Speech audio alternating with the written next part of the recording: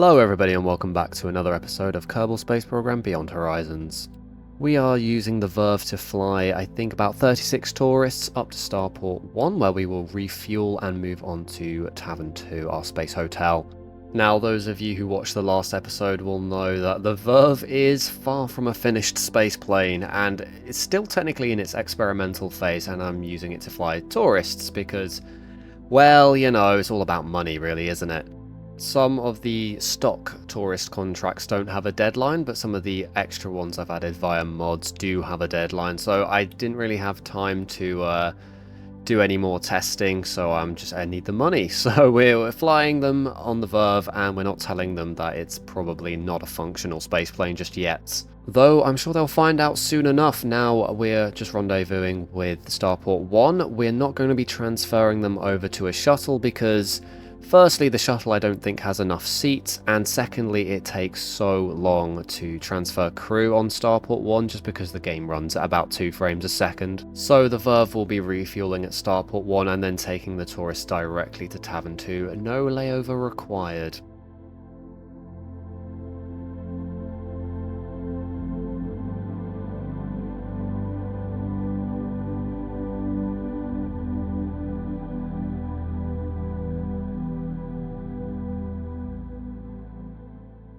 One of the problems that I mentioned last episode about this space plane was having the docking port on the back rather than on the belly.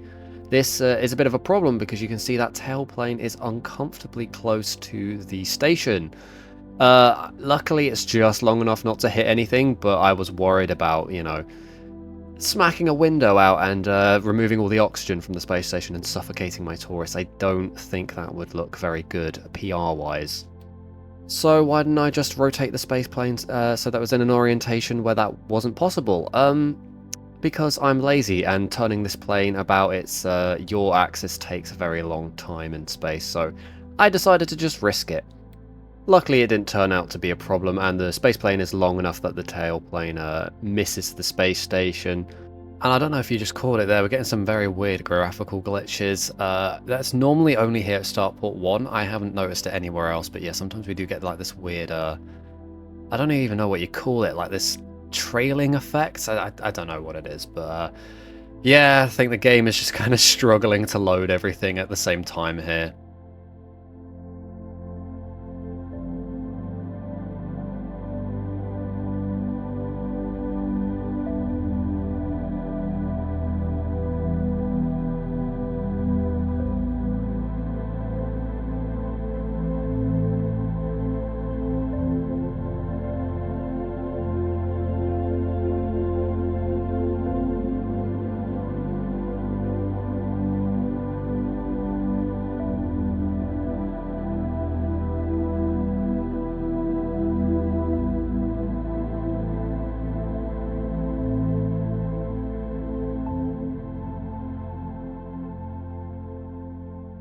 With the Verve fully fueled, it's time to set off for Tavern 2. I still haven't gotten around to moving the hotel out of the Van Allen belts, so our tourists won't be spending too long there because we don't want to kill them with radiation. Yeah, speaking of radiation, I've just started my second year of uni, and some of the labs that I should be doing this year do actually involve radioactive substances. So I'm doing a module about the detection of subatomic particles, and apparently there's going to be some practicals where we use gamma ray spectroscopy. I might be misremembering that. You know, it was one of those sessions today where they threw a lot of information at me quite fast, so I might have misremembered a bit or two. But yeah, it sounds like it'll be really interesting, and hopefully I can kind of consider it through the lens of space travel and how we might protect future human astronauts from the throes of stellar radiation. Anyway, here we are coming in for a pretty routine docking at Tavern 2. The Verve, like many of my space planes, is not particularly maneuverable with the RCS system, and so it was difficult for me to get into the correct orientation. You see me just pulling it together there at the last second. And then when we actually finally bump into the docking port, it's not quite dead on, and I have to do quite a lot of wiggling to actually get the thing docked to the station. But that docking camera has been an absolute blessing this playthrough. I mean, especially when constructing larger stations, which hopefully we'll see some more of in the upcoming episodes, it's been really useful making sure that everything is aligned perfectly. Yeah, so I've actually played quite a lot of the game since like the recording of this clip, and so I've got a lot of backlog of recordings of the game that I'm still going to have to sort through and edit and make episodes. So I kind of know where this series is headed quite ahead of time. Just I thought while I had the free time before uni, it was quicker for me to play as much of the game as possible, and then editing doesn't take nearly as long. So I thought it was better to do it that way around. It just means if you make any suggestions on some of the episodes, please don't be offended if I don't do them. It's that I've probably already gotten past the point of whatever you're recommending, and I can't do it anymore, so I do apologise if that's the way it comes across. Anyway, after all that yapping, we are finally docked with the station, and the tourists can now kick back and enjoy the beautiful views of Kerbal.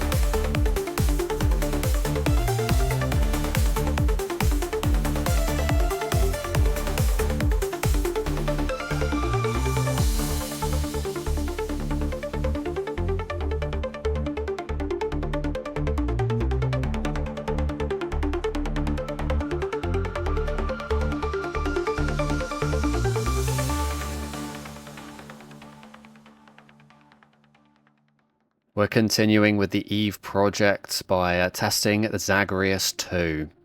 If you've been watching the series for a while, you might remember I did an autonomous version of this plane, which was designed to initially test our propeller capability so that I could do some sort of strata launcher for Eve. But now that the decision's been made that we're going to be sending crew down to the surface, I thought this might make a pretty cool mode of transport for the astronauts. So once again, I've opted for a massive wingspan to allow for gliding capabilities. We've got 4 propellers here, which I think is actually a bit overkill for what we need. Eve has a very thick atmosphere, so I should think that 2 propellers will suffice. I've also opted for a box wing setup because it maximizes the amount of lift we have in a given area of the plane. These wings are too big actually, so I've realized now that when we drop it onto the Eve surface, we're going to have to hide it in the 10-meter heat shield, and these wings extend beyond that, so we'll probably burn up and get destroyed. So I think a box wing setup will actually be quite useful, seeing as we're going to have to take in the wingspan quite a bit. By having a box wing, we essentially have 2 sets of wings on each side, which maximizes the amount of lift we're able to produce. So I'm having some debate in my mind as to essentially how we're going to get the crew down onto the surface of Eve. Initially, I just thought I'd use some kind of simple dropship, basically just a capsule with some parachutes and a heat shield just to kind of get us close. But then I thought maybe we could use the plane as the dropship, because then once they come into the atmosphere, they can fly straight to the base rather than having to wait around to be picked up. The problem with that is well, when I finally get a design for this plane, I'm not really sure how well it's going to re-enter the atmosphere even with the heat shields. I think there's a lot I can do to make it as safe as possible, and I could even add some, parachutes for safety, but if it goes wrong and the crew are in it, then it's going to be pretty devastating. So I was thinking a capsule dropship would just be simple and would definitely work, but we'll have to do some more testing and wait and see. So this plane is powered by fuel cells, so we've got some hydrogen and oxygen tanks, and we're burning those to generate electricity to power the propellers there. I've also added some redundancy solar panels just in case anything goes wrong with that, but I think the fuel cells should suffice as a power generation. But yeah, this won't be the final design. There's definitely a lot that needs changing. Like I said, primarily the wingspan's going to need taking in a bit. But anyway, we're going to test the landing capabilities, because of course we're not going to be landing on a nice runway on Eve, we're going to be landing on uneven terrain, so we need to make sure we can actually do that nicely. And yeah, we've got Valentina coming today testing this plane because she's going to be the one actually flying it when it gets to Eve. I've decided that she will be our mission lead for that. And now testing the most important part of any Eve vehicle, can I get in and out of the plane? Because the gravity is extremely high, so I won't be able to like jump up or use any jetpacks. I have to really make sure the ladder works. And yeah, it doesn't. She gets stuck on the ladder on the way back down. Trying to gently like finagle my way off the ladder without falling, because on Eve that actually might be quite bad. What with the high gravity, she might break her legs. But yeah, all in all, a successful test flight, and it's given us plenty of information for the next design. We now check back in with Foxglove's outpost here on Minmus. I'm setting up the surface experiment because I haven't done that yet, and we want to get as much science as possible. I have made another mistake, as I always do. So I've packed pretty much everything I need for the surface experiments, except the experiment control station. I packed 2 of the seismometers instead. I think maybe I just got confused. But yeah, that means I can't actually run any of the experiments here on the surface, which is a bit of a pain. Seeing as I still need to send up another power module, because this one is not producing enough electricity to run the science lab experiment, I will send one up, one of the experiment control stations with that. It's pretty good to know that this base doesn't generate enough electricity to run all of the experiments, because we want to send one to Eve, and we won't be able to send any additional modules to Eve if there's not producing enough power.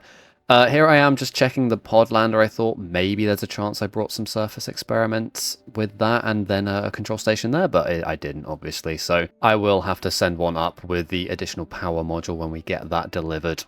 In the meantime, I'm just setting up the rest of the experiments and station with this nice little lamp so we can see what we're doing, just so that it's all ready when we actually do get the control station. We can get it running immediately.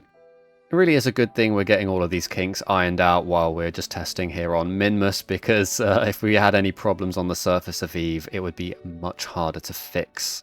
I think in terms of power generation, we might opt for the nuclear reactor on the Eve base, just because we really want to make sure we're producing plenty of power. But there we are, the surface experiments are almost all set up, and when we get the control station we can finish that up, and then we will also do some science harvesting from different biomes.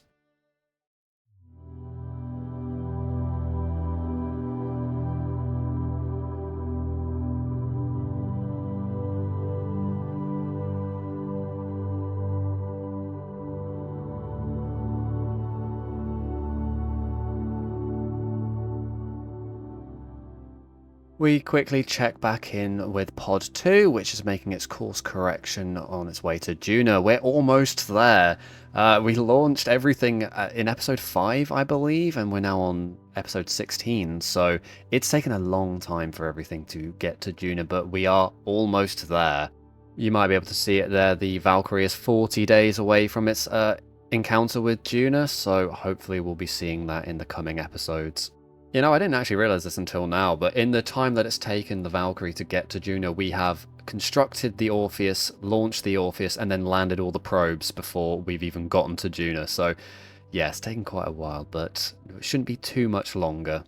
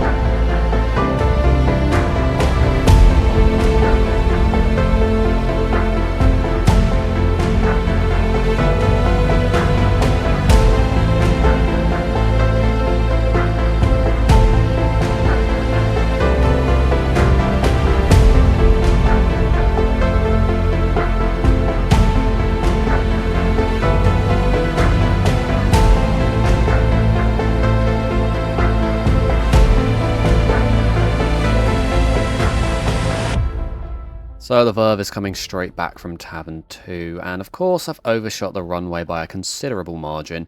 We've opted to come down at the desert runway here at sunset, but as Magar, our pilot, is flying back, she gets a tap on her shoulder and sees Jebmund Kerman, who removes his disguise to reveal that he is actually Jebediah Kerman. He is back, and he warns Magar that the plane has been sabotaged and she must under no circumstances try and land at the runway lest she kill all the passengers. He says to her, turn the plane around and land it in the ocean. It is the safest way to bring this plane down. And Magar, trusting Jebediah Kerman, does so immediately. But what will we tell the passengers, she asks Jeb. And he says, don't worry, I've taken care of that. I've told them all that we're having an impromptu beach party. Since we've spent so long in space, everybody kind of wants to feel the sand between their toes and have a nice day at the beach, even though it is nighttime. And they're all very excited by that because they're Kerbals and quite easy to fool. So there we go, Jebediah manages to save all of the passengers by alerting Magar to the dangers of landing at the runway, and we go down in the ocean and all the Kerbals are very excited to be getting their feet wet, and the engineers are probably cursing about all the electrics that are getting ruined by salt water. Okay, on to the real reason I put it down into the ocean. So I've mentioned before that I've had issues with the large landing gear being a bit crackeny, and that is what was happening here. I had to do the landing a few times, and at first I thought I'm just doing the landing badly. So you see here I'm on approach. I thought, oh, I'm going a bit fast, and I still haven't put any air brakes on this thing. And I came down and, well, yeah, there we go. Everything fell apart. I thought, oh, I must have hit the ground too hard. So I come back for another go. I just do a quick little reload. And this time I'm making sure that my vertical speed is as low as possible, as low as I can make it. And yeah, we still explode. On the third attempt is when I realised that this was actually a bit more out of my control. So I'm actually going to slow down the footage here so you can see it better. Literally, as soon as the wheels even touch the ground, the wings just snap off. Now, before you say, rigid attachment is not on any of these, because usually you want a bit of flexibility in the wings to basically stop this from happening. Now, I've had planes do this before, so it was then I realised, I probably need to land this in the ocean instead. Just to plead my case that it is the landing gear and not my terrible piloting skills, I've got a clip here of the Phantom Yaw I was talking about last episode. Yeah, I'm not touching the controls, it's literally just doing that by itself on the runway, and the SAS is trying to counteract it, but not doing so very well. And here's another example of it being weird. It's tilting back now. I promise you that the center of mass is in front of those backwards landing gear. You can see those engines are clipped into the runway, so it is stuck. I try firing the engines to unstuck it, and of course then the engines do just explode because they're scraping against the runway. Yeah, so I probably am not going to be flying the Verve again. I think I'll just stick to the Bismuth, which doesn't seem to have these problems. But I'm sure I'll run into many more problems in a future episode, because unfortunately that's all I've got time for today. If you enjoyed the episode, please consider leaving a like and subscribing to the channel, and if you want to catch up with older episodes, you can check out the playlist that this is in. But I've been Moonfish1001, and I'll see you in the next video.